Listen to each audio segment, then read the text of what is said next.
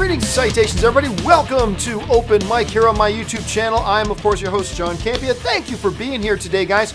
Now, every day on the John Campea Show in the mornings, we save some time and take a bunch of live questions. But in the afternoon, that's all we do because you can never talk enough movies. And we just take all open questions from you guys, sending them on in. Been a busy day today. Got a whole lot of stuff going on. But you guys have already been sending in a whole bunch of questions. So let's see what we got and jump over to it. The first question today comes to us from Slightly Brown, who writes, do you think Riley Reid was snubbed for Best Actress last year? In my opinion, she had the best performance of that year. Very underrated actress. I'm not going to pretend. I don't even know who that is, so I'm going to have to look it up. So I don't know if she's some indie, but I don't know who that is, so sorry about that. Richard Karate writes, what are your thoughts on Danny Glover as an actor? And what was his best performance in your thoughts? I like Danny Glover as an actor. I certainly didn't like... Sorry to Bother You, and he's in that. And I thought it was so cool that he was in that, but it's a really small role and it's not a very good movie. But I mean, it's hard not to say The Color Purple. But also back in the late 80s, I believe he either won an Emmy or he got nominated for an Emmy. Back in the late 80s, he was in I can't remember if it was a TV movie or a miniseries, whatever, on Mandela, and he played Nelson Mandela. And I think he won an Emmy for that, or he was nominated for whatever. He was brilliant in it. Now, obviously, when we think of Danny Glover, our most fond memories are, of course, in Lethal Weapon. I mean, obviously. But yeah, I like him a great deal as an actor. I think he's a really solid actor. I love seeing him pop up and stuff. And yeah, I get excited when I see that he's going to be in something I'm watching. All right, next up.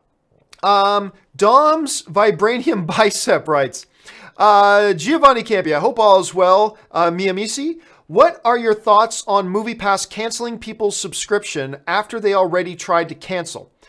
I think what you mean is Movie Pass uncanceling people's subscription after they already tried to cancel. Also, thoughts on their upcoming lawsuit based on New York. I don't know whatever that lawsuit is. I don't know what that is, so I can't comment on that. And I'm not really 100% clear. Here's the basic, for those of you who haven't heard about this. This started going around. So a bunch of people tried canceling Movie Pass. All right. Now, what then happened was Movie Pass introduced some changes. And I guess some people had their cancellations undone. And it was like, oh, you're now re-opted in for the new plan. So if you need to, go cancel later. So some people noticed that they had canceled and then got a notification of the change of terms and said they were re-enrolled automatically, and that, oh, you can go cancel. And then they would try to go cancel again, and they were only getting error messages whenever they tried to cancel. Really shady looking stuff. Now, again, I can't speak to this firsthand because I didn't have it happen to me. I'm simply relaying a bunch of stuff that I was reading on social media. And, sometimes that's not the most accurate place to go and get some information. But there were people definitely putting up screen captures of them canceled and then getting these notifications like a day or 2 or 3 later saying, you've been re-opted in for this. And isn't that great? And then they try to cancel again and it would say error, can't cancel, or something like that. It smells incredibly shady. Look, this Movie Pass thing, from a technical point of view, they're either being deliberately evil or they're proving that as a company, from a technical point of view, they're completely incompetent because their services crashed multiple times the last few weeks, or they just turned it off so people wouldn't use them. And now this whole thing about the cancellations and all that kind of stuff. So either they're being completely deliberately evil or they're being very conveniently incompetent. So, I mean, again, though, I'm simply relaying secondhand information. I can't speak to this directly. I had canceled from Movie Pass ages ago, so I don't really know the true story behind it, but those are the stories that are going around, and they look pretty shady, man, to be honest. They look real shady. Donaldo Martinez writes, just watched Detroit. Great movie. I was a little surprised that Poulter, that's Will Poulter, didn't get an Oscar nomination. I thought he was very good in that role. Dude, I'm telling you what, I thought for sure he was a lock for a Best Supporting Actor nomination. Will Poulter stole that movie. He did. I mean, in a movie with John Boyega and several other high-profile actors, and everybody was great in the movie. I can't think of a single weak performance in that movie. I thought it was wonderful. But Will Poulter stole that movie in a supporting role. And I was shocked. I'll be honest with you. I was completely shocked. Now, I'm not saying he was a shoo-in to win or anything like that. Not at all. But I was shocked that he didn't get a nomination for that. Because I thought he just straight up he just shined, man. He just shined like a star in that. And we've suspected for a while, he's a good actor. This kid's got a future. This kid's pretty good. He's got some chops. Man, I didn't realize his potential was that high. Because like I said, man, he stole that movie and he was awesome in it. So I was very surprised too that he didn't get that nomination. I'll be straight up with you. All right. Alexander Helmer writes, any news on Holmes and Watson? Love Farrell and John C. Reilly. None. I know. I mean, other than the fact that it's a Sherlock Holmes and Dr. Watson movie with Will Ferrell and John C. Reilly, I know nothing else. I know nothing else about this damn thing. I mean, it sounds great, but any news about it has been very, very little, very few and very far between. There clearly hasn't been any trailers yet, and that's fine. September, October, November, December. We're still 4 months away from the movie coming out. So I expect a trailer to drop maybe sometime next month if they don't pull it off that date entirely, which they might. That wouldn't be the dumbest decision in the world at this point, because it's opening on the same weekend as all those other movies. Transformers Bumblebee, you got Aquaman, just Mary Poppins is opening that week. I mean, it's a cluster nut right now. So, but other than that, man, nope, I have no new information about it, but I'm certainly curious to find out more. All right, Matt Thornton writes, have you ever been to a midnight showing of Rocky Horror Picture Show? And if not, would you dress up for it? I have never been to a midnight showing. I've seen Rocky Horror Picture Show, but I've never been to a midnight screening of it, which is really weird because now that I think about it, back in my hometown of Hamilton, Ontario, Canada, the Hammer, we had the Starlight Drive-In was open forever. I don't know if it's still open today. I'm guessing it's probably not. But I remember every once in a while they would have Rocky Horror Picture, like late night Rocky Horror Picture Show screenings there. And I always thought, I'm going to go to that. I'm going to go to that. And I just never did. Would I dress up? Nah, I'm not really a dress up kind of guy. Like, even at Comic-Con, all of our friends, and a bunch of our friends, we all had this big group Where's Waldo costumes. And I wouldn't even dress up as that because I'm a party pooper. I don't dress up. I don't cosplay. It's even most Halloweens, I don't put on a costume. So I will admit, I'll be the stick in the mud. If I go to one, I probably won't dress up. Let's see. Tacky75 writes, damn right, that 30 Days of Night movie is great. I love that movie, dude. And like I said, for those of you who maybe didn't hear the story, I owe a great debt to 30 Days of Night. And I remember I was interviewing and talking to the director of that years later for a different movie. And I said, I will always owe you a debt because my first night out with my wife, who was, the girl, she wasn't even my girlfriend yet, we missed our press screening of Iron Man because I forgot what time it started at. I thought it started later. So I was going to take her on our first date to go see Iron Man. Or it might have been Iron Man 2. I can't remember. But anyway, and I thought I was going to be acting all cool, right? Like, oh, hey, baby, I'll take you to see this movie that nobody else can see. It's press only. Thinking I was so slick, right? And it was pathetic. Anyway. And then I forgot that when it started, I thought it started later than it did. So we missed the screening. So I said, well, do you just want to come up to my place and we'll watch a movie there? So we went to my place and I had just gotten a copy of 30 Days of Night. And we popped that in, watched it, and Ann and I have been together ever since. So that movie must have done something right. Anyway, I will always have a debt of gratitude, and that movie is great. It's wonderful. One of my favorite vampire movies of all time. Check it out if you haven't seen it yet. Let's see. James Welsh writes, do you think Peter Farrelly will have success as a solo director? Given that his last few films with his brother have not been so good. Yeah, remember, he's also made some brilliant films. Yeah, with his brother, sure. Will he have success as a director? I don't see why he wouldn't.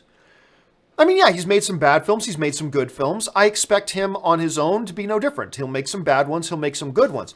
All I know is this, is that I just saw that trailer for his new movie, Green Book, this morning. And it's one of the best trailers of the year. That I have been like shaking. I'm so excited to see this movie. It looks phenomenal. Mahershala Ali, and you got Viggo Mortensen, and it looks spectacular. I've just been buzzing. I was on the phone today with a buddy of mine on the other side of the country, and we were talking, and it just kind of came up. I just told him, by the way, have you seen this Green Book trailer? Blah, blah, blah, blah, blah, and just start talking about it because it just looks so stupid good. Like, just stupid good. So make sure you get a chance. So, hey, if that's any indication, then yeah, absolutely. I think he can have success as a solo director. I think he'll make some good films. I think he'll make some bad films. But, hey, that's every artist, right? Let's see. Next up, Rami J. Royster writes, my top 4 comic book movies. Number 1, Logan. Number 2, Captain America Civil War. Number 3, Deadpool. Number 4, The Dark Knight. Hey, those are all great. I don't think you'll find anybody arguing that those aren't great films. Those are great films. I think my favorite is still the original Avengers. I think that first Avengers movie is probably still my all-time favorite comic book movie. And then, in no particular order, up there in the top would be like Logan, The Dark Knight. Boy, what else would be up there in like the top 4? I mean, Civil War is spectacular. X-Men Days of Future Past is great. I don't know. I'm not quite sure which other one would be up there in that top 4, but I mean, that's definitely an all-star lineup you just mentioned. And maybe other people would put those in different orders, but no one's going to argue that Logan ain't great, or Captain America Civil War ain't great, or Deadpool ain't great, or The Dark Knight ain't great. I mean, we have just been so blessed in the last number of years with some awesome comic book films. Just amazing. And the very fact, like I remember a day when you would have to fight just to pull together a list of 3 or 4 good comic book movies.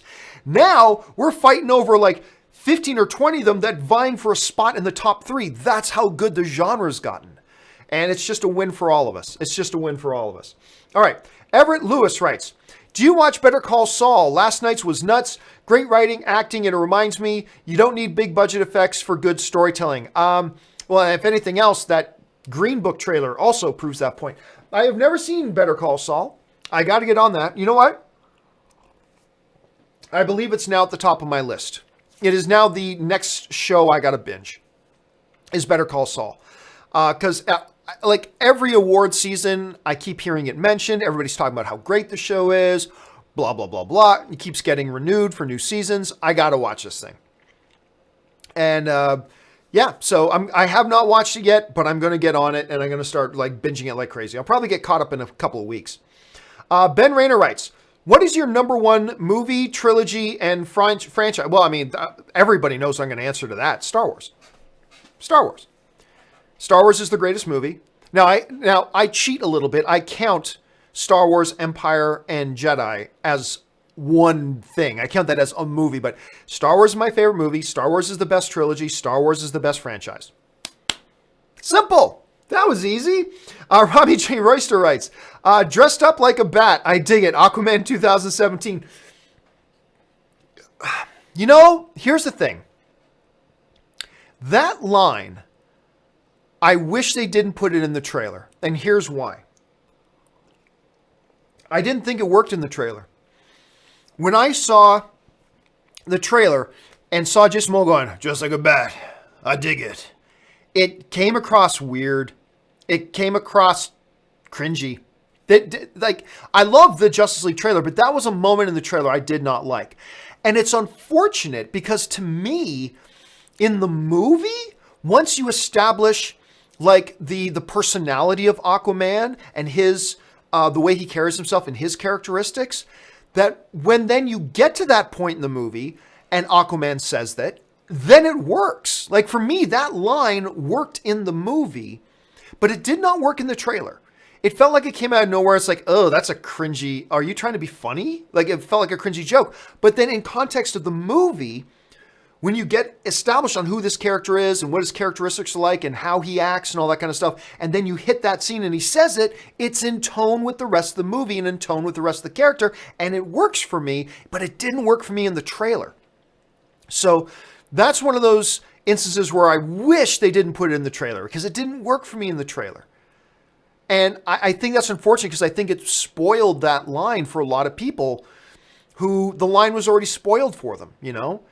A lot of people probably already thought that line was cringy and it didn't change for the movie. But for me, it was like, oh yeah, once I saw the movie, I'm like, yeah, oh yeah, now it works. Too bad they already kind of spoiled it, you know? So anyway, that's just kind of how I felt about it. Let's see. Nosferatu writes, in your opinions, who's the funnier TV character? Cosmo Kramer or Dwight Schrute? Cosmo Kramer. Kramer, easy. Schrute is great. Dwight is a wonderful, in the all-time pantheon of funny television characters, absolutely. But you're going to be hard-pressed to find somebody to top. I'm not saying Kramer is the top, but you're going to be hard-pressed to find a handful that are above him. Kramer in Seinfeld, which was constantly hilarious. Like every moment he was on screen and saying dialogue, he was hilarious. Dwight is fantastic. Don't get me wrong. But yeah, man, to me, I mean, that's easy. It's Kramer. Cosmo Kramer, all the way, dude. Let's see. Carlos Camejo writes, Monsters Ball with Halle Berry, recommend or not? Oh, absolutely. It's a great movie. Did Halle Berry not win her Academy Award for that? Hold a second. Let me just double check here. I think that's the... I believe that is the movie she won her Academy Award for, although I could be mistaken about that. Let me just And it's the movie she did with Billy Bob Thornton. It's very, I mean, it's got this very visceral sex scene in it. That's the best way I know how to put it. And yeah, Halle Berry won her best actress in a leading role for that. And I believe in the same year, I believe Catwoman was the same year. I'm not sure, but I believe she was nominated for a Razzie that same year. I believe, yes, that's right. That year she was a double winner. Or either that or Catwoman came out the following year. Either way, for a short window of time, Halle Berry had the Razzie for Worst Actress because of Catwoman and the Oscar for Best Actress for Monsters Ball. It's a great film, very visceral. It's hard to watch in some places. That's on purpose. That's by design. But yeah, absolutely. If you're thinking about check it out, absolutely check it out. If for no other reason, you're going to see an Academy Award winning performance with Halle Berry in there. All right. Ben Rayner writes, Movie Pass reminds me of the Seinfeld episode where George wants to break up with someone and she won't accept, so he tries to make it happen, but this girl still won't go away. I love that episode. He says, so I'm breaking up with you. And then she's like, no. And then just goes back to doing what you're doing. And then George's like, what do you mean no? No. And yeah, so you're right. That's kind of like the movie. That's actually a perfect example of the Movie Pass scenario that we're finding ourselves in right now. People saying, okay, cancel. And then like Movie Pass is saying, no. What do you mean no? Cancel. Error. Cancel. Error. No. That is kind of what it feels like right now. That's actually, Ben, that's a great example. That is a perfect analogy for that. Anthony R. writes, let's hope that Ethan Peck has the same talent as his grandfather. As far as looks, he is as tall and slender like Nimoy and looks Vulcan, perfect Spock. So for those of you who did not hear, Ethan Peck is the actor. They just announced he's going to play Mr. Spock in Star Trek Discovery. What strikes me most about Ethan Peck isn't similarities to Leonard Nimoy, is physically, he reminds me a lot of, why am I forgetting his name? Hold on a second. I know the guy. Why am I freezing on this? Zachary Quinto. He reminds me a lot physically. When you look at his face, I think he shares a lot of the same physical characteristics and facial features as a Zachary Quinto, who also plays Spock, right? So it's almost like they were looking for somebody to look like Zachary Quinto instead of looking for somebody to look like Leonard Nimoy. So, which is great. You're right. Here's hoping he's got one sliver of his grandfather's talent. But hey, look, it looks fine. Who cares about the look, really? It's all about how's the performance. Let's see how it works out. I'm excited, though, because first of all, they got the Christopher Pike character in there, which I'm excited about. I was a big fan of season 1. I'm actually excited that they're bringing Spock in. They've had Sarek on the show, and I thought they've done a really good job with the Sarek character. So, yeah, so I'm all on board so far. Thanks for pointing that out, Anthony. All right, Richard Karate writes, Doctor Strange was not yet the Sorcerer Supreme in Avengers Infinity War, and yet he was damn powerful. Do you think that if he reached Supreme status, he could take Thanos one-on-one? No, I don't think he could beat Thanos one-on-one, but he already held his own. You know, when I was watching Infinity War again, like, a lot of people think that other than Thor, who obviously ended his fight with Thanos with Stormbreaker in Thanos' chest, a lot of people thought, well, the person who held their own the best against Thanos was Tony. And I always kind of thought that too. I mean, other than Thor. But then I'm watching it again and I'm like, damn, actually, I think you might be able to make an argument that Doctor Strange held his own one-on-one with Thanos the best. Because Thanos was taking shots at him, and Doctor Strange's like, boom, boom, boom, blop, blop, blop. And, you know, and got in a couple, like, had him tied in for a bit. I mean, he did pretty well one-on-one. He did pretty well one-on-one. And even at the end of it, he never got the time stone off of him until Doctor Strange realized, oh, out of all the 14 million possibilities, the only possibility, the only outcome out of the 14 million outcomes I saw that led to us winning was by me giving over the time stone right now. That was the only possible path. He only saw one path in the 14 million combinations of possibilities where they could possibly win. And obviously that path included him giving Thanos the time stone, hence him saying to Tony, there was no other way. Like, this is what we had to do. This is what had to happen, and this is how we need to deal with this. So I think that was done pretty well. So, but could he, even as Sorcerer Supreme, beat Thanos one-on-one? A Thanos with an Infinity Gauntlet with a number of stones in them, even if it's not with all of them? I'm going to guess no. I'm going to guess in the movie universe no. That's just my guess, so I can't say that definitively, but I'm going to guess no. Latique White writes, did you see them pictures of James Gunn? Any thoughts? Yeah, people brought that up. This is like the 5th time somebody's brought it up. Yeah, my thought is it's nothing. These are pictures that are before the tweets, and a whole bunch of people are writing. They're writing it and describing it in such a way to try to fit their narrative. They're writing James Gunn at a pedophilia themed party. No, it wasn't. It was a television themed party. It was to catch a predator party.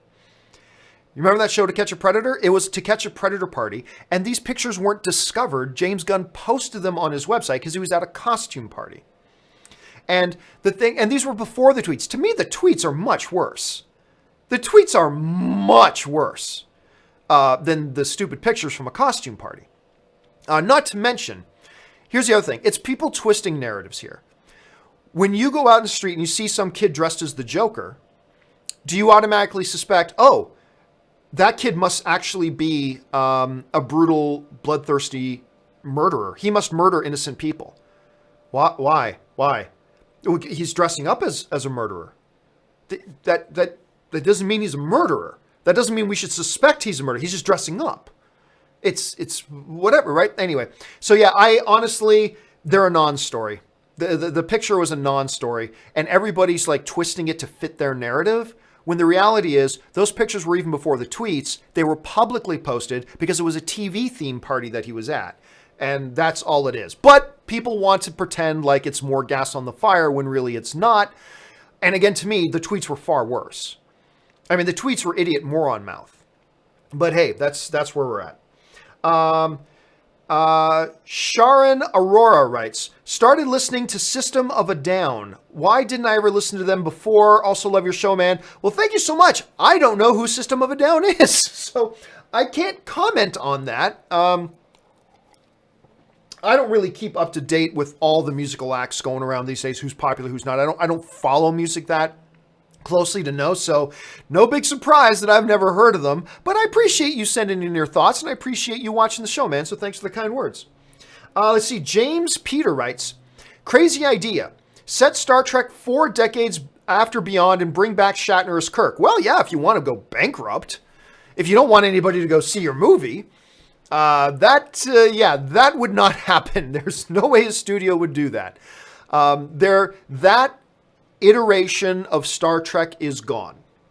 That iteration of Star Trek had its day, It had a resurgence, and that resurgence's day has come to an end many years ago and got supplanted by Next Generation, and now we're on to new things too. So no, I don't think that would be a wise idea, James. Now, don't get me wrong. William Shatner, good Canadian kid. Love William Shatner. I had a chance to interview him. I mean, he's great, but no, that's not something that would work. That would not fly with the mass audience. It just wouldn't. Sveen86 writes, greetings. Discovered Lucifer thanks to you, the TV show, not Satan. Thank you for clarifying that. And I'm loving it. Favorite episode so far is a trip to Stabby Town. Love the scene. Oh my God, I know the scene you're going to talk about. It's one of the all-time funniest scenes ever. Trip to Stabby Town. Love the scene with Lucifer, Ella, and Chloe at the yoga studio crime scene. For any of you who watch Lucifer, you will know instantly the scene that Sveen is talking about. Let's just say it involves Ella on her knees in a very suggestive position in front of Lucifer, standing in front of her with some head bobbing. It's hilarious. And I remember me and Ann were watching this, and we just started, I almost started choking. I was laughing so hard. And I had to pause and go, did they really just do this on network television? Like, did they really just do that on network television? And we had to rewind and watch it and going, oh my God, it is one of the funniest single moments in television history. And not a lot of people saw it. But to me, it is one of the absolute funniest moments in television history.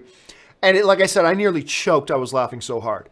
It was so funny. If you guys hop it on Netflix or wherever you can find Lucifer, find that episode, A Trip to Stabby Town, and go to the crime scene in the yoga studio, and don't have anything in your mouth because you're going to spit it out. Don't have anything in your mouth when you watch a scene, because the scene is just fan-frickin-tastic. It's unbelievable.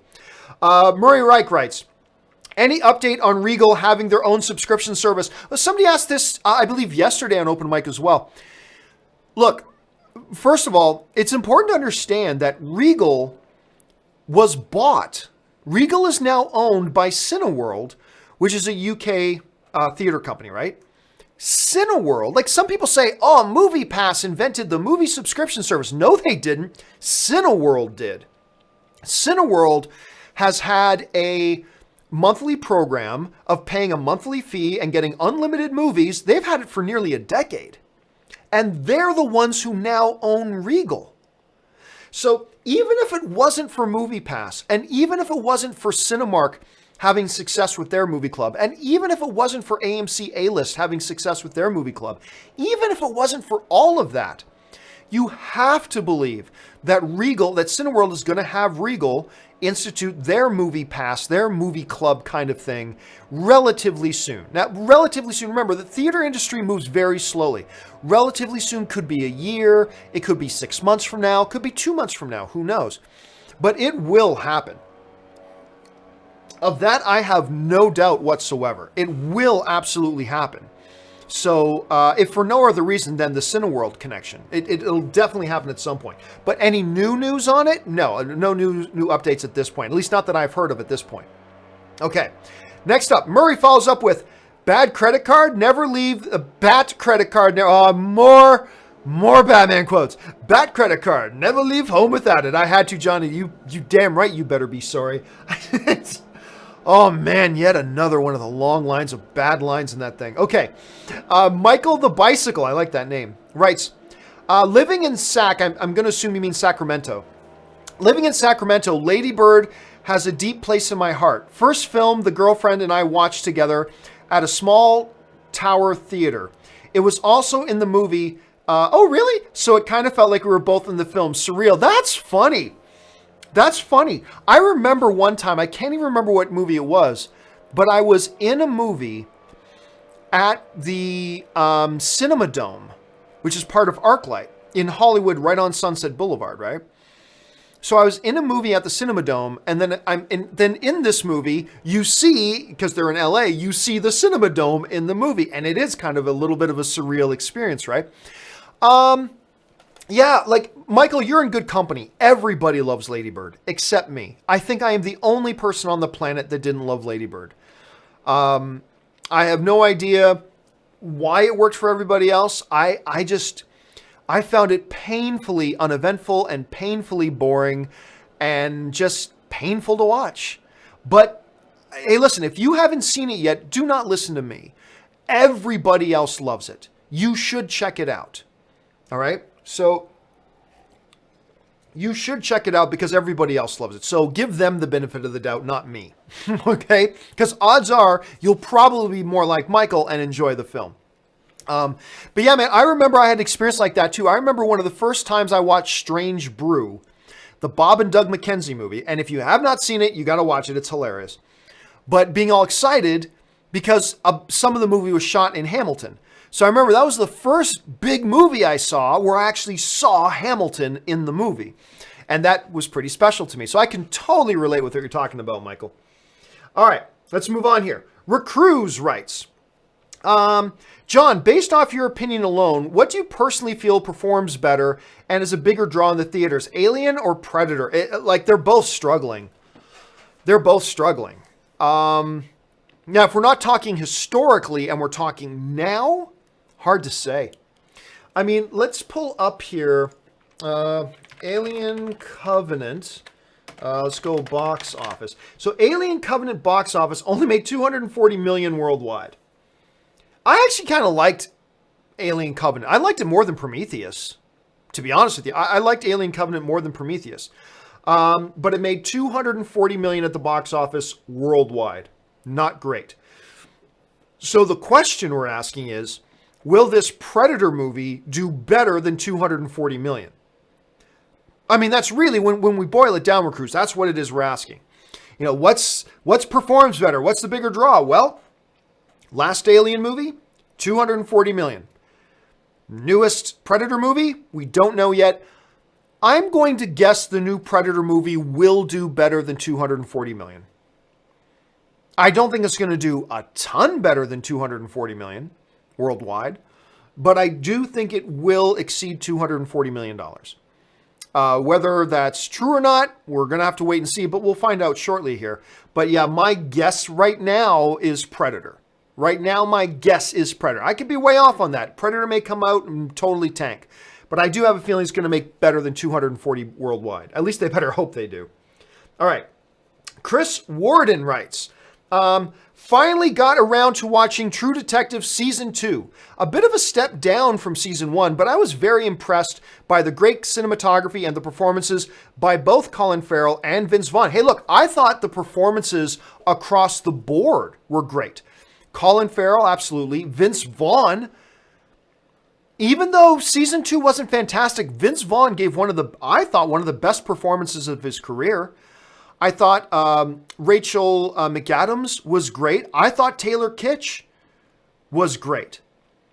So, I mean, I think across the board, the performances were really, really good. It's just that the narrative wasn't nearly as compelling as Season 1. And that sucks because what a lot of people do now is they associate the actors with it. So they think, oh yeah, well the thing with Colin Farrell and Vince Vaughn and Rachel and Kitsch, that one's not as good. And somehow we kind of equate that with being the actor's fault. I thought the actors were spectacular in True Detective Season 2. It's just that the script, not so much. The script, not so much. And the narrative didn't play out nearly as well, even though they got their actors to give the best performances they could. So, yeah, it is too bad. But yeah, I thought Season 2 was okay. It was a step down from Season 1. So that's all anybody ever talked about, was that it wasn't as good as Season 1. True, it wasn't as good as Season 1, but I still thought it was pretty good. But anyway, that's kind of the way I see it. All right, Ben Rayner writes, sorry, we had a bit of a jump. There we go. Ben Rayner writes, I always forget Brad Cooper is in the MCU with Rocket. Yeah, well, I mean, I guess Brad Cooper is sort of in the MCU, like we never see him on screen. It's not him doing the motion capture of Rocket Raccoon or even doing the physical in-place acting. That's actually James Gunn's brother. Sean Gunn, I believe is his name. That's actually James Gunn's brother actually is in the place for Rocket Raccoon in the scenes. And Bradley Cooper walks into a sound booth one day, records the lines, and then goes home and collects a paycheck. I mean, so I don't know. I'll be honest with you. I don't know. If people were to ask me, John, do you consider Bradley Cooper in the MCU? I mean, you can certainly make an argument that technically he is, but I don't know. I mean, at least with Vin Diesel, I believe he did a bunch of the mocap for Groot. I believe he was actually on set a couple of times, actually doing the mocap of Groot and doing the voice. So I would consider that more than I would Bradley Cooper. But I don't know. I gotta admit, I'm a little bit torn on that.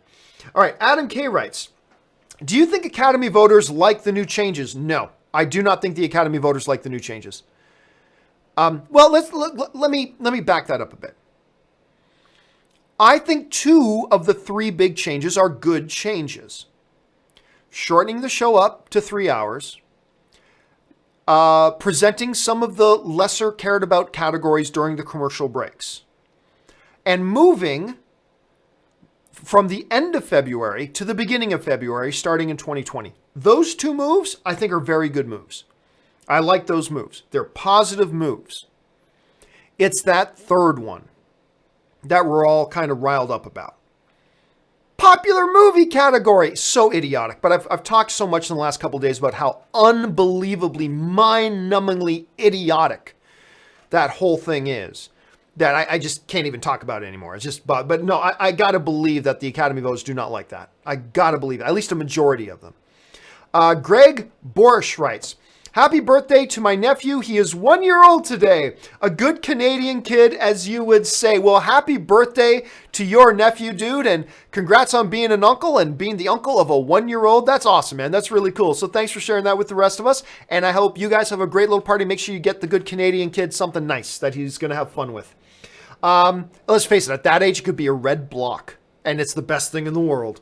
Okay, so thanks for sending that in, Greg. Randall Cartwright writes, John Wick or Ethan Hunt in hand-to-hand combat? In hand-to-hand combat? I'm going to go John Wick. John Wick is the boogeyman. And Ethan Hunt is great in hand-to-hand combat. But, like, he straight up lost a hand-to-hand combat fight in Mission Impossible Fallout, right? So, and I like that about the character. I like it when they don't make the heroes completely invincible, right? Like Dominic Toretto in Fast and the Furious. I like it when they don't make the heroes completely invincible.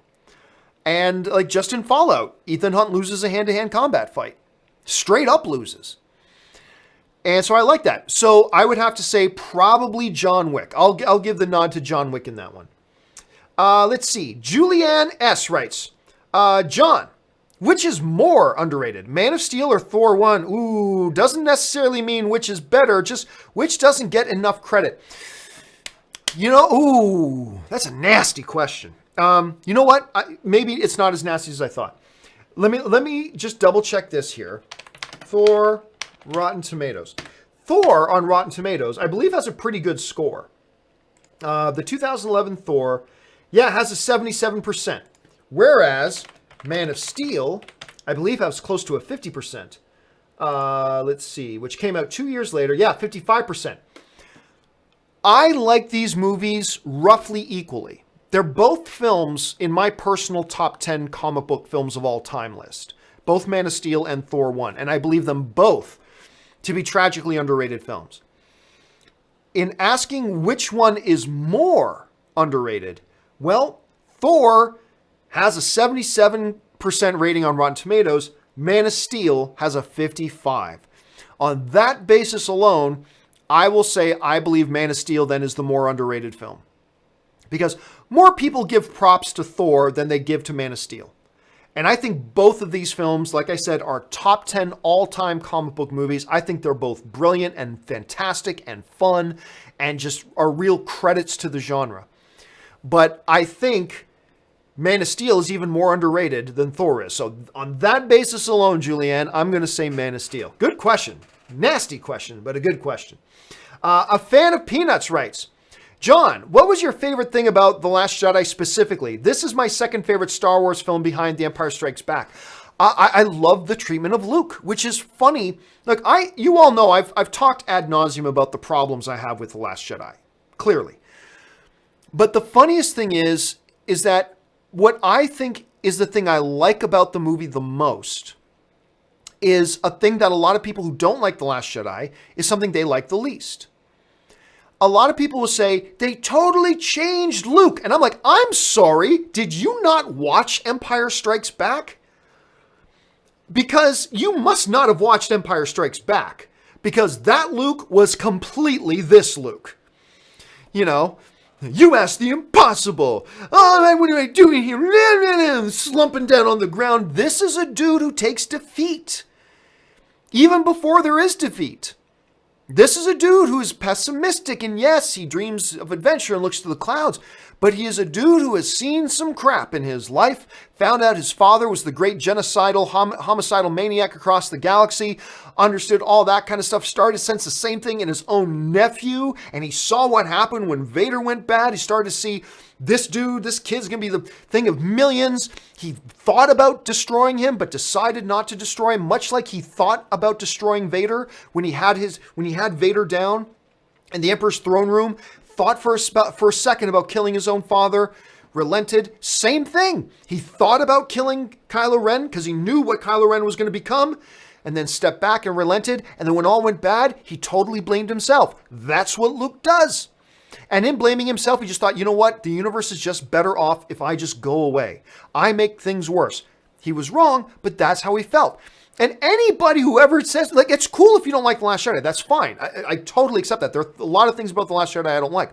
But anybody who says to me, oh, they totally changed Luke, I just want to go time out for a second. Time out. Have you watched Star Wars, like, ever? Have you ever watched Star Wars? Because if you did, you would know that is completely Luke 30 years later. That is completely Luke 30 years later. He wouldn't have thought about killing his own nephew. He thought about killing his own dad. He wouldn't be so defeatist. Did you see Empire Strikes Back? Like, that's the thing to me. So to me, it was them. Well, remember just a minute ago that I said I really appreciate it when movies don't make the hero completely invincible, right?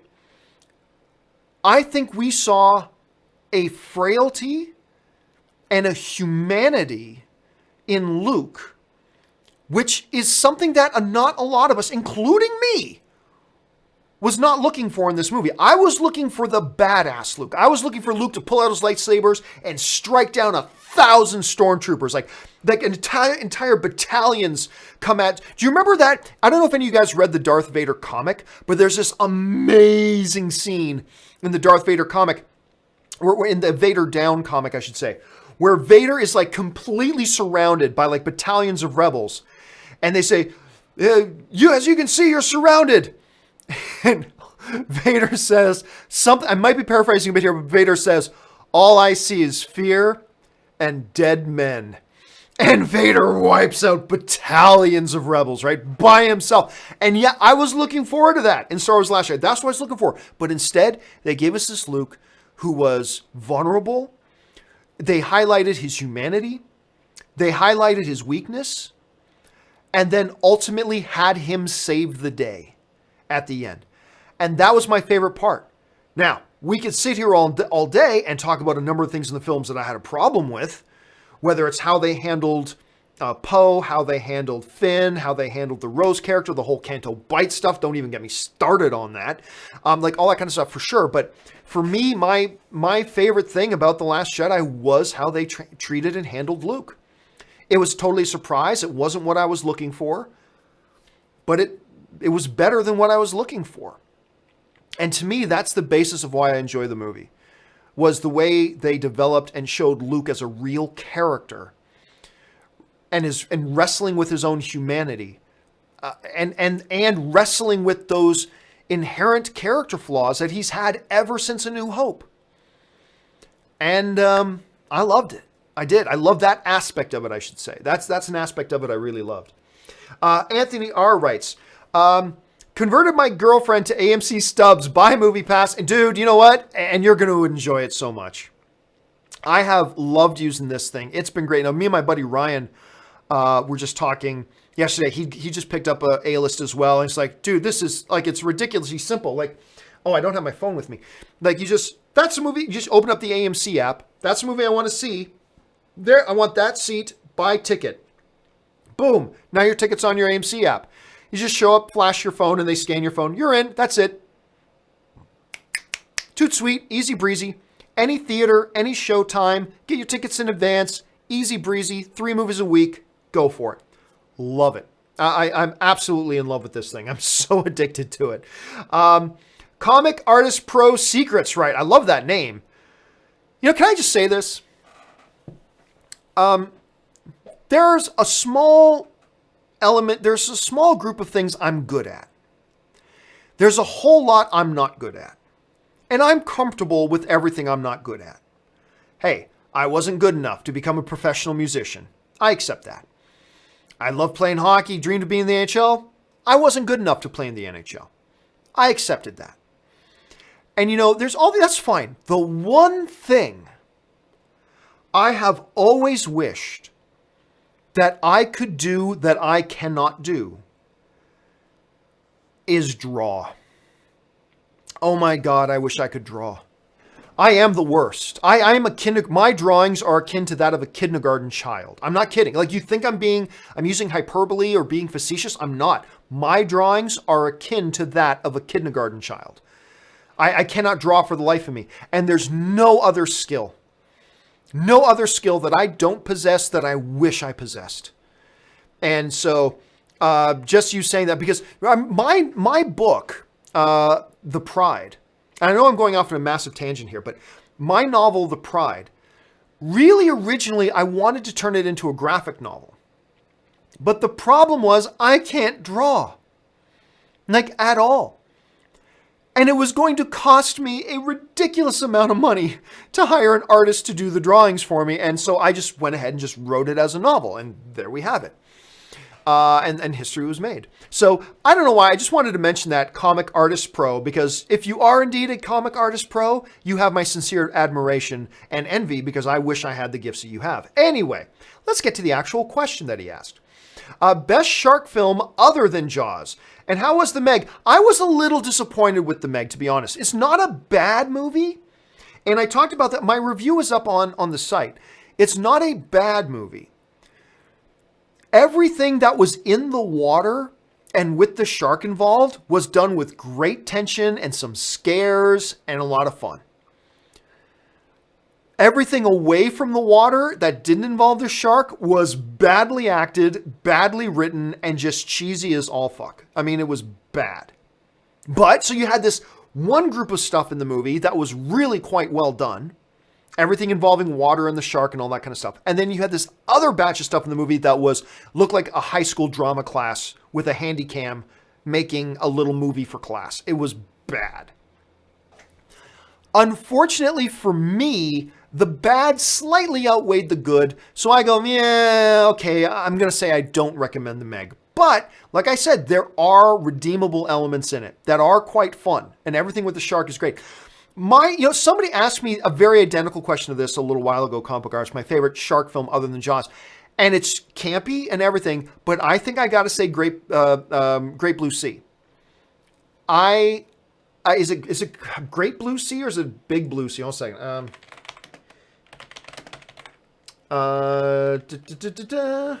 Great Blue Sea movie. Yes, it is. Deep Blue Sea. Sorry, I said Great Blue Sea. Deep Blue Sea. Sorry. Deep Blue Sea. That is the movie for me. 1999, total classic, with sharks that roar at you, apparently. Thomas Jane was in it, who was great in that. And of course, as the chef, LL Cool J.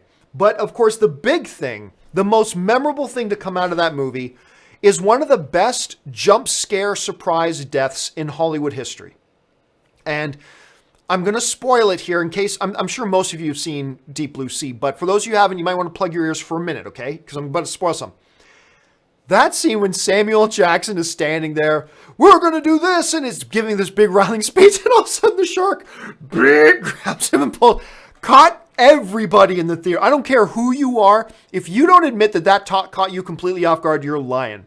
Because that moment was priceless. And I just had so much stupid, ridiculous fun with that movie. And it is ridiculous and dumb and all of that. Absolutely. Sharks that roar and think and strategize. You know, it's, oh my God. But it's just something LL Cool J I thought was really funny in the movie. And honestly, maybe it's not the best shark movie other than Jaws. But I got to say, it's probably my favorite other than Jaws films. It's probably my favorite shark movie. All right. Thanks a lot for that, comic artist. Warrington Trainspotter writes, over under 30%, Anakin will appear as a Force ghost in episode 9. You know what? It is possible. I'm going to take the under on 30. 30 is still a little high for me, so I'll take the under on 30%. But I wouldn't say it's 0, and I wouldn't say it's like 2%. I would honestly put it as high as maybe about 15%, maybe even 20. 20 might be high, but I might be willing to go as high as 20, like a 1 in 5 chance. Look, with Hayden Christensen being so warmly received at Star Wars Celebration, which was great to see. It was wonderful to see that. Another good Canadian kid, by the way, Hayden Christensen. I think it's possible. I do think it's possible. So, but for the exercise of the over-under, and you're setting the line at 30, I'm going to take the under on that. I will take the under on 30. I'm okay with saying maybe 1 in 5 chance, but not a 1 in 3. So I'll take the under on 30%. John Harrison writes, hey, John, did you ever watch the movie Christine, Evil Car? Recently watched it again, and it would be nice to see a remake. Did they not do a remake of Christine? Hold a second. I thought for sure they did a remake of it. Okay, there's a short Christine, and there was a Christine 2, The Revenge. Huh. You know what? Well, first of all, I'm all for remakes. I don't mind remaking anything, because if it's good, great, you have a new good movie. If it sucks, who cares? You still got the original, right? So I'm all for remakes. I don't care. Yeah, a Christine remake with a killer car, a possessed car, that could be kind of fun. And today, that could be kind of fun today. So, yeah, mark me down. Yeah, I'm down with that, John. I like it. Thumbs up from me. I dig the idea. I would go see that. Let's see. Wild Bill always writes, just saw The Graduate. Great movie. Now making sure we're talking about the one with Dustin Hoffman. Hold a second. And making sure there's not like a new one you're talking about. No, the only one we could be talking about is the 1967 classic, Dustin Hoffman and Bancroft, classic film. I remember I watched that one when I was really young. I probably shouldn't have been, but I think it's one of those things where my dad rented a VHS player. See, what would happen is, when I was like a child, my dad would take me, I believe it was Monday nights, had bowling league, right? So my dad would go bowling, and he would let me come along, which was awesome because the bowling place, what do you call it? The bowling lanes, whatever. They had a bunch of video games. And we would get to the bowling alley. That's it, bowling alley, thank you. We'd get to the bowling alley, and my dad would give me a bunch of quarters. He goes, here you go. Because he knew I wasn't there to watch him bowl. So we'd get there, I'd go with my dad. My dad, I was, thanks, Dad. I'm little Giovanni at this point. My dad give me a bunch of quarters, and I'd run over and play video games. But one of the things that they had at the bowling alley was a rental thing. My family was a little bit behind on the technology curve. Like, we were the last family to get a home personal computer, and we were the last one to buy a VHS player. So, but what my dad would do sometimes is when we were at the bowling alley, he would rent a VHS machine and a couple of movies. Because like for $20, you get the VHS machine and 2 or 3 movies for the weekend. Anyway, I think one of the movies he grabbed one time was The Graduate. And I think I probably watched it when they weren't around or something. But I think that was the first time I saw The Graduate. It might have been. But yeah, classic film, man. I'm glad you had a chance to watch that. Okay, Sebastian writes, Oscars, do you like technical or talent-based awards? I like them all. Look, technical is talent. When you get people who can create new ways of capturing sound specifically for a movie, that's talent. When you create a new way to capture a certain scene with using this type of technology and a camera and blah, blah, blah, that's talent. It's all talent to me. So to me, I look at them completely equally.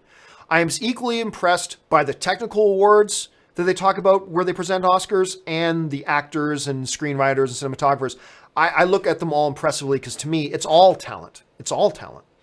All right, Sebastian follows it up with, creative point of view, practical versus CGI in movies. Do you care? Nope. Whatever is best for the scene.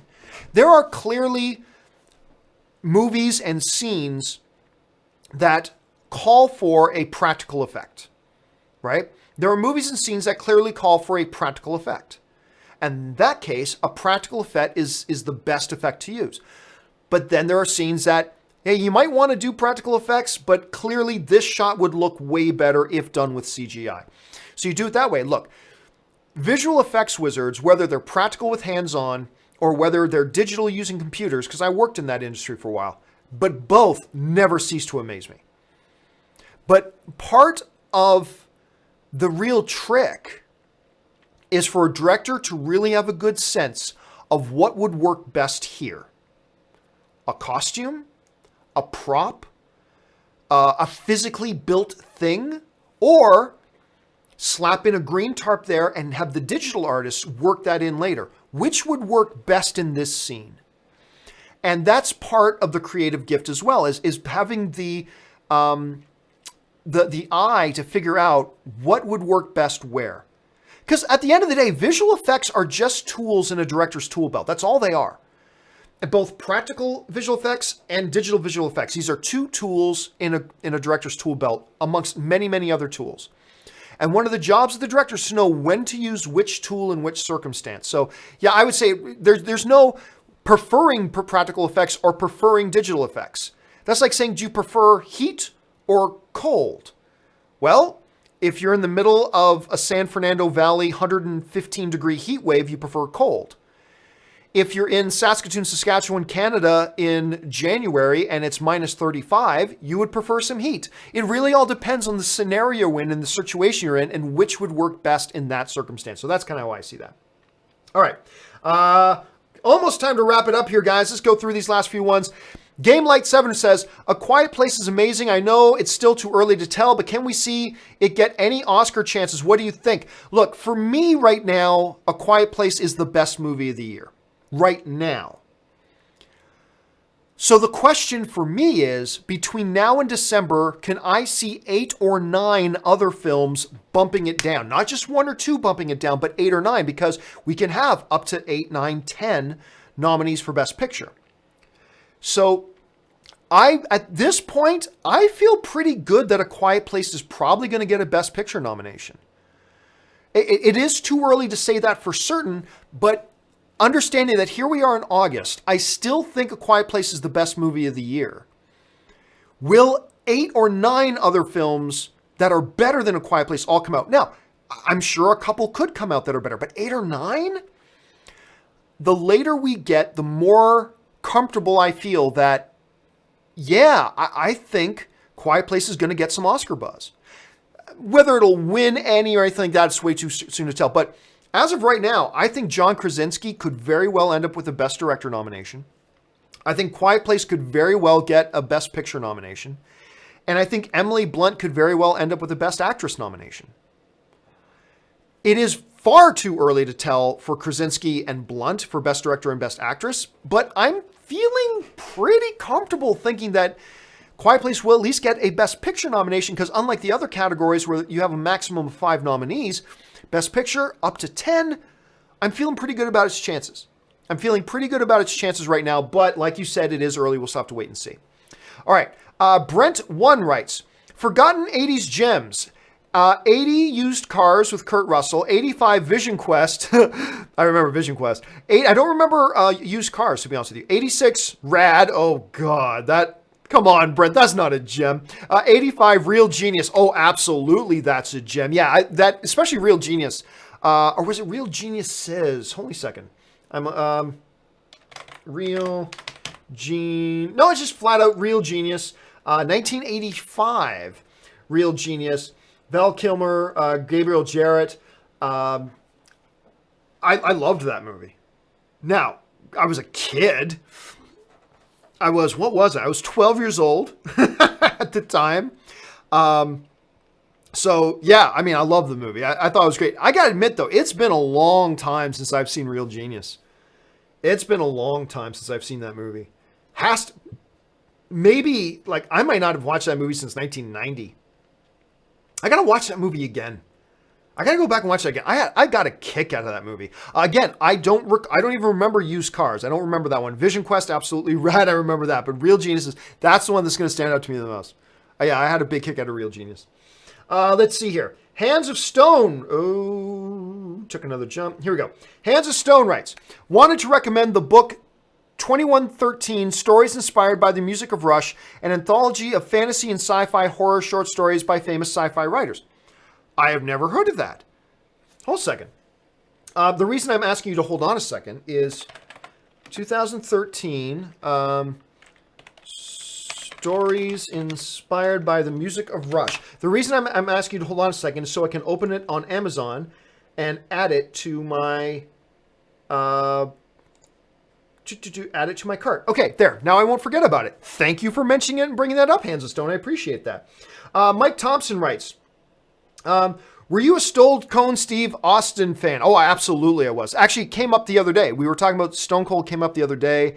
I saw he's a great podcast host too.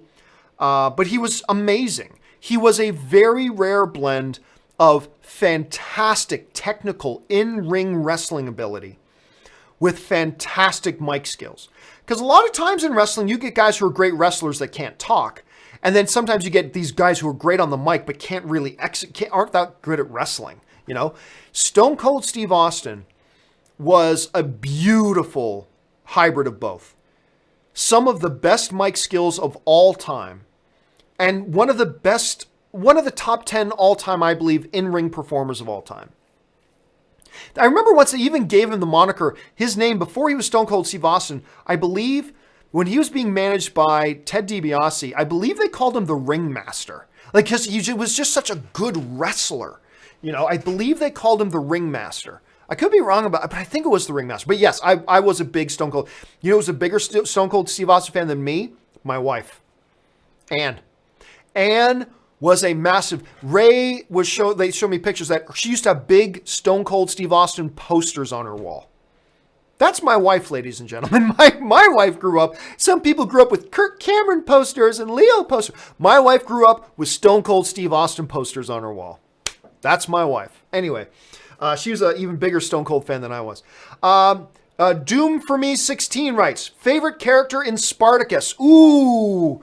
Well, obviously I love Spartacus. Let's see. Asher was great. He was so Weasley, but there was such great depth to the Asher character. Doctore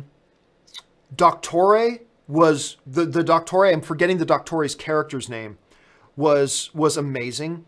Manu Bennett's character, Crixus, was awesome. That is why Spartacus is one of my top 3 all-time favorite shows, because it was filled with amazing characters. All the characters had depth and motivation and weaknesses and strengths, and they were all fabulous. But that's a hard pick, man. That's a hard pick. See, Asher would be my dark horse pick, but maybe either Crixus or the Doctore. It's one of the two.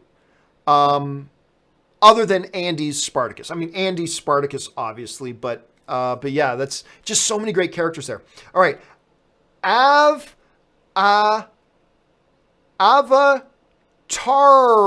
writes, I'm sure I'm mispronouncing whatever it is. Have you seen the trailer for the new Simon Pegg horror film, Slaughterhouse Rules? It looks shockingly fun. It does look like fun. And they've been talking about this movie for a long time. I'll be honest, I almost forgot about it. I almost completely forgot about it. Yep, it looks like a ball. It looks like an absolute ball. And whenever you get him and Nick Frost together and stuff like that, count me in. I think it's going to be a lot of fun. I've been looking forward to this ever since they first announced that they were working on it. Yeah, so count me in. So I'm very excited about it.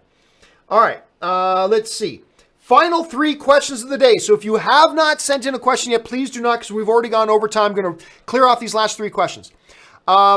Favorite Beastie Boys song? Ooh. Man. I mean, I was listening to Beastie Boys back with License to Ill. No Sleep Till Brooklyn. No Sleep Till Brooklyn. Either that or Sabotage. Even though they almost ruined it by using it in that one Star Trek trailer. Sabotage is pretty killer. Yeah, either that or No Sleep Till, like, Fight for Your Right to Party, all that kind of stuff. You know, I'm going to go Sabotage. I think Sabotage is probably my favorite Beastie Boys song, despite the fact that they nearly completely ruined it with that Star Trek trailer. Right, Sergio C. writes, how's this for a movie idea? A Captain EO movie starring Bruno Mars. For Disneyland ride, maybe? That's thinking out of the box, Sergio. That's some thinking out of the box. I don't know. First of all, Captain EO, I just flat out being serious for a second, I don't think a Captain EO movie would work. Bruno Mars in a movie? I don't know. Maybe not. See, what you're described to me sounds more like a great Disney, kind of like the Michael Jackson one that they did at Disney for a long time, right? You go in and you kind of watch it and experience it in 3D and so it sounds like a 15-minute ride movie at a Disneyland or a Universal Adventures theme park than anything else. So I could see it maybe working as that. All right, final question of the day comes to us from Little Rob, who writes, cannot wait for First Man. What about you, John? Oh man, look, first of all, you're talking about a director who is on a massive hot streak, right? Massive hot streak. Especially coming off La La Land and the one with J.K. Simmons and all that kind of stuff. So he's on a massive hot streak. You put in there Claire Foy, who's one of the most sought-after actresses in the world right now. And you put in Ryan Gosling, and you make it based on the true story of the first man walking on the moon. I mean, come on. Like, it's almost unfair how much this movie has going for it. Now, the downside of that is, with all of that stuff going for it, you damn well better deliver a good movie. Because there are going to be a lot of us going in to see this movie with high expectations. Understandably so, but we're going in there with high expectations. So, and I thought the trailer delivered. I didn't think it was like, I'm not jumping out of my seat for the trailer like I am for the Green Book trailer, but it's a solid trailer. It delivered what I thought it needed to deliver. And yes, I'm very excited for this movie, but I was excited for the movie before the trailer, right? This movie's got everything going for it. So fingers crossed it works out well. Fingers crossed it works out to live up to its potential. Okay, guys, that will do it for today's installment of Open Mic. We got just a little bit over an hour. Thank you so much for joining me here today. Listen, guys, don't forget, make sure, if you haven't done so already, subscribe to this YouTube channel. Click on that subscribe button, become one of my subscribers. Also, guys, please make sure, if you want to help the channel, easiest way to do it is click the thumbs up button and leave a comment below. Leave your thoughts on any or all the topics we discussed here today. The fun thing about being movie fans is having different points of view. If you want to express a different point of view, then mind, jump down to the comment section and do that. Just remember, we're all film fans here together, having a good time, discussing, debating movies. That's part of the fun. If you agree with me, by all means, say you agree with me too. Just jump down there, leave a quick comment, click the thumbs up button. Helps the channel out a lot. Okay, guys, tomorrow, the John Campea Show is, of course, back at 9 a.m. in the morning. Talk about all the relevant movie news that's going on in the world. That'll do it for me for now, guys. My name's John Campea. Thanks so much for being here. And until next time, bye-bye.